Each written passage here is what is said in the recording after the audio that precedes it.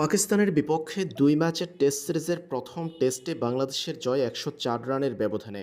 ব্যাটে বলে দুই বিভাগেই দুই ইনিংসে পাকিস্তানের উপর দাপট দেখিয়েছে বাংলাদেশ দল।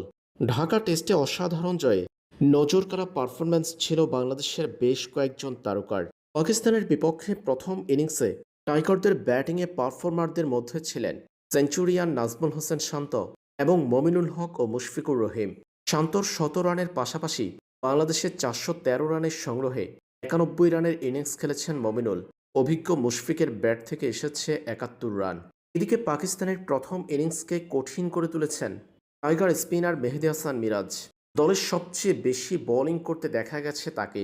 মিরাজের ৩৮ ওভারের ৫টি ছিল মেডেন।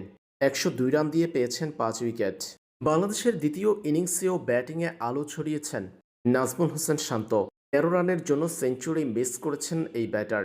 ৮৭ রানের ইনিংস খেলেছেন তিনি। প্রথম ইনিংসের মতো দ্বিতীয় ইনিংসেও নাজমুল শান্তর সাথে হাল ধরেছেন মমিনুল, খেলেছেন ৫৬ রানের ইনিংস। এই দুইজনের ব্যাটের রানই বাংলাদেশকে এগিয়ে দিয়েছে।